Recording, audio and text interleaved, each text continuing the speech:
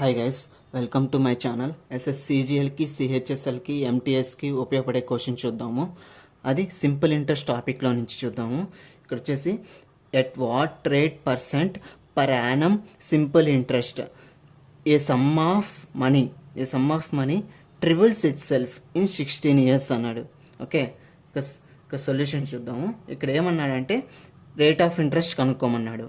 Okay, ఇక్కడ వచ్చేసి ఏ some of money అంటే మనం పీగా తీసుకుందాం. ఒక సమ్ ఆఫ్ మనీ వచ్చేసి మనం పీగా తీసుకుందాం. అది ట్రిబుల్స్ ఇట్ సెల్ఫ్ అన్నాడు. ట్రిబుల్స్ అంటే 3pగా తీసుకుందాం. ఓకే, ఇన్ 16 years అన్నాడు. ఎంత డ్యూరేషన్లో? 16 yearsలో అన్నాడు.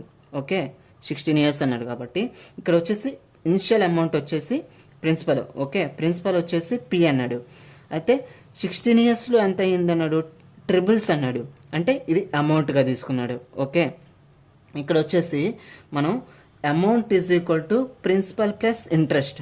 ఓకే, అది ఇంట్రెస్ట్ కనుక్కోవాలనుకుంటే interest is equal to amount minus principal.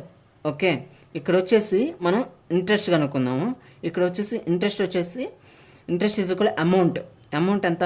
3p minus principal ఎంత? ఇక్కడ వచ్చేసి p. Okay, interest is equal to 2p. Okay, ఇక్కడ మనం కనుక్కోవాల్సింది ఏంది? At what rate percent per annum simple interest అన్నాడు. అంటే ఎంత రేట్ ఆఫ్ ఇంట్రెస్ట్ అన్నాడు. ఓకే, ఇక్కడ వచ్చేసి మామూలుగా మన formula simple interest is equal to PTR/100. Okay, ఇక్కడ సింపుల్ ఇంట్రెస్ట్ ఎంత? 2p. Okay, 2p is equal to p ఎంత? ఇనిషియల్గా pవే తీసుకుందాం. టైం ఎంత? 16 years. ఓకే, 16 ఇంటూ మన rate of interest RA కనుక్కోవాలా, into by 100. Okay, P cancel.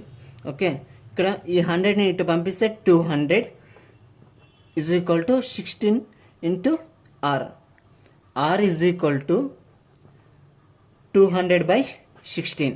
Cancellation చేస్తే 2 8s 2 1s 200s. Okay, 2 4s 2 5s 0. R is equal to 50/4. Okay, 4 into 50 వచ్చేసి 4 1s 4 1 0 4 2s 8 2.0 4 5s 20.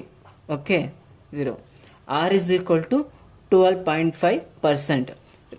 ఇక్కడ వచ్చేసి rate of interest is equal to 12.5%.